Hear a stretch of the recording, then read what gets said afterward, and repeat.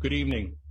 Restructuring of Canadian mayors and municipalities under the auspices of the United Nations began in 1992. PM Mulroney signed Canada onto UN Agenda 21. Canada thus became a UN member nation state. 178 countries signed on, lured by the promise of big money to go green. By 2000, countries, including Canada, were being governed by directions of the UN, G7, G20, World Economic Forum, and World Health Organization, to name some.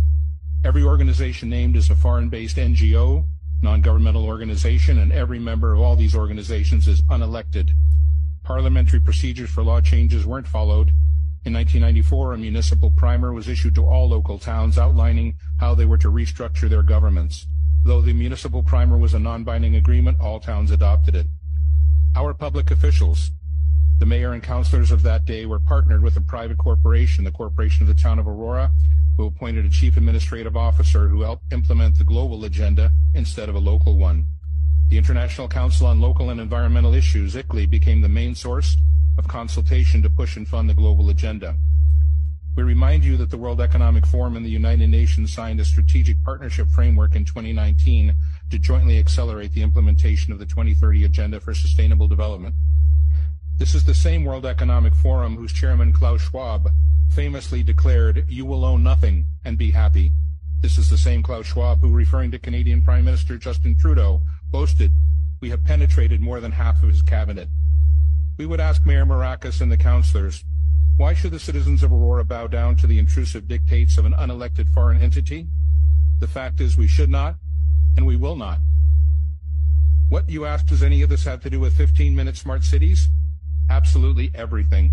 SMART, S for surveillance, M for monitoring, A for analysis, R for reporting, and T for technology. Technology News editor Patrick Wood, 50 years of experience and expertise on technocracy, wrote, "The 15-minute city is a cover for data collection bonanza for technocrats who design and operate them. Cities designed for maximum efficiency always reveal technocrat thinking that efficiency itself is the goal. Maximum surveillance allows for maximum control to achieve even more efficiency." At its very root, this mechanistic thinking is anti-human. The 15-minute city narrative seeks to fool you in the guise of saving the planet, keeping you safe, and delivering convenience. It's actually the gateway to digital IDs and CBDCs, central bank digital currencies. CBDCs allow bankers and/or governments to freeze your bank account because you happen to peacefully and lawfully protest and express your disagreement with government policy. Anyone remember the truckers' convoy in Ottawa, February 22, when the Government of Canada invoked the Emergencies Act and froze the private bank accounts of law-abiding citizens? 15-minute cities are wolves in sheep's clothing.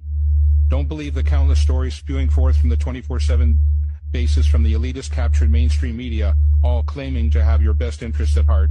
We have been burned too many times.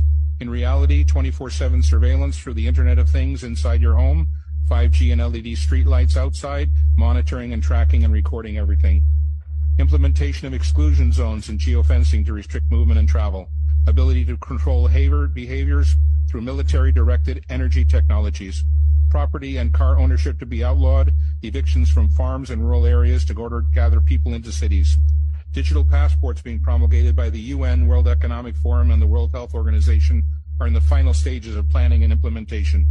They are tied to social credit score, which is determined by compliance to government directives. These passports control all access and all aspects of life.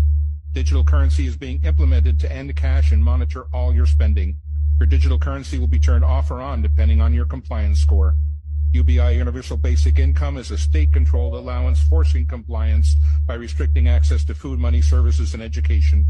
All of the above will enable climate lockdowns to be implemented easily, arbitrarily, and indefinitely. The real agenda of 15-minute smart cities is to monitor and control everyone and everything.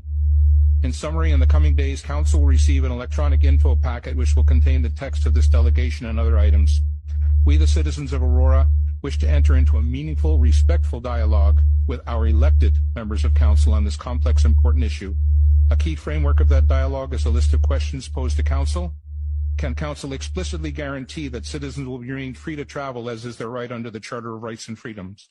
Can Council guarantee not to restrict access to essential services, medical care, bank accounts, government pensions, utilities? Most importantly, we, the citizens of Aurora, need to have the conversation with Council about exiting their non-binding agreement with the private for-profit entity known as the Corporation of the Town of Aurora. We need to turn back the page to a simpler time when open, transparent municipal government serving its citizens and working in their best interests ruled the day.